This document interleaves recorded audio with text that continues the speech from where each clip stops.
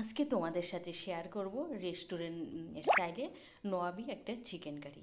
রেস্টুরেন্টের chicken curry যখনই খাবে দেখবে তখনই কিন্তু অন্যরকম একটা ফ্লেভার থাকে, কিন্তু রেস্টুরেন্টে এই চিকেন কারিটা কীভাবে তৈরি করে সমস্ত রেসিপিটাই আজকে আমি তোমাদের সাথে শেয়ার করব। হ্যালো বন্ধুরা, একাজ ডায়েরিতে সবাইকে স্বাগত।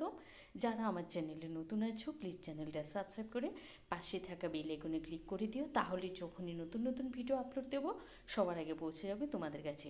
তো প্রথমে না আমাদের একটা মশলা তৈরি করে নিতে হবে। এখানে আমি নিয়েছি জিরা, গোটা ধনে, এলাচ, লবঙ্গ, দারচিনি, শুকনো লঙ্কা, আর নিয়েছি এখানে আমি মৌরি। এগুলোকে একদম অল্প আছে শুকনো খোলায় ভেজে নেব। খুব একটা কিন্তু ভাজাভাজি যাবে না, কারণ মশলাটা পড়ে গেলে কিন্তু তেতো হবে। তো দেখো মশলাটা আমার ভাজা হয়ে গেছে। মশলাটাকে আমি ঠান্ডা করে নিয়ে তারপরে পাউডার করে নেব। এখানে আরেকটা কাজ করতে হবে আমাকে, এখানে কিন্তু পেঁয়াজ বেরেস্তা করে নিতে হবে। তো আমি এখানে চিকেন যেহেতু নিয়েছি 1 কেজি 700 গ্রাম, তো এখানে আমি প্রায় পেঁয়াজ নিয়েছি তোমার 700 গ্রামের মতো। পেঁয়াজগুলোকে দেখো বেরেস্তা করে নিয়েছি। এই অবস্থায় কিন্তু বেরেস্তাটা তুলে নিতে হবে, কারণ এটা যখন রেখে দেবো না তাপে আর একটু কালার চলে আসবে। এর থেকে বেশি যদি ভাজা হয় তাহলে কিন্তু বেরেস্তাটা পুড়ে যাবে। আর বেরেস্তাটা কিন্তু আমরা সবাই মোটামুটি করতে জানি। তো আমার দেখো বেরেস্তা কিন্তু পুরোপুরি রেডি। এবার আমি এখানে চিকেনটা রান্নার জন্য চলে এসেছি। তো এখানে আমি পরিমাণ মতো দিয়েছি সর্ষের তেল, দিয়ে ওই যে ভাজা মশলাটা আমি তৈরি করেছি সেটাই দিয়ে দেবো। তেলের মধ্যে দিয়ে একটু নেড়ে সাথে সাথে কিন্তু চিকেনটা দিয়ে দেবো, কারণ বেশি ভাজতে গেলে কিন্তু মশলাটা পুড়ে যাবে। তো চিকেনটা আমি পরিষ্কার করে ধুয়ে নিয়েছি, আর চিকেনের পরিমাণটা তো তোমাদেরকে আগেই আমি বলে দিয়েছি। 1 কেজি 700 গ্রাম নিয়েছি আমি চিকেন। তো কম বেশি সেটা হলো তোমাদের।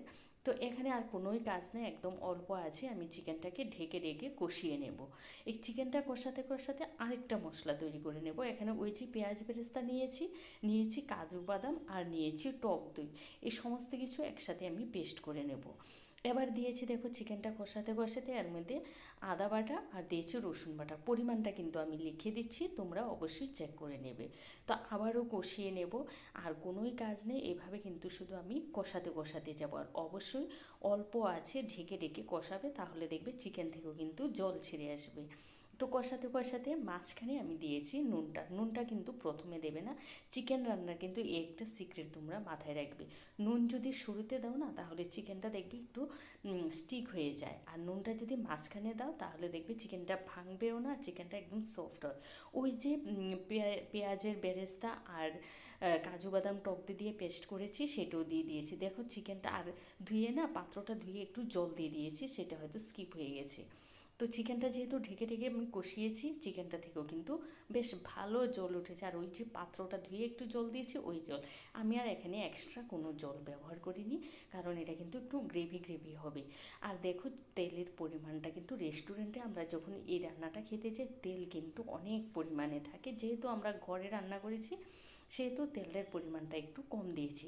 তো চিকেনটা যখন পুরোপুরি সেদ্ধ হয়ে যাবে নামানোর আগে দিয়ে কাঁচা লঙ্কা চেরা দিয়েছি, আর দিয়েছি 1 চামচ ঘি। ঘি দিয়ে ভালো করে নেড়ে চেড়ে আমি ঢেকে দিয়েছি, গ্যাসটা বন্ধ করে দিয়েছি। তো এভাবে ঢেকে আমি 4 থেকে 5 মিনিটের মতো রেখে দিয়েছি। রেখে দেওয়ার পর দেখো কত সুন্দর একটা কালার এসেছে। এখানে কিন্তু আমি কোনো লঙ্কা এক্সট্রা কাশ্মীরি লঙ্কার গুঁড়ো বা হলুদ কিছুই ব্যবহার করিনি, কারণ শুকনো লঙ্কা কিন্তু আমরা আগেই ভেজে দিয়েছি। তো এবার তোমাদের সার্ভ করে দেখাচ্ছি। বিশ্বাস করো এই মশলাটা যখন তোমরা তেলে দেবে না এত সুন্দর একটা ফ্লেভার আসবে, যেহেতু এখানে আমি দিয়েছি মুড়ি গুঁড়ো।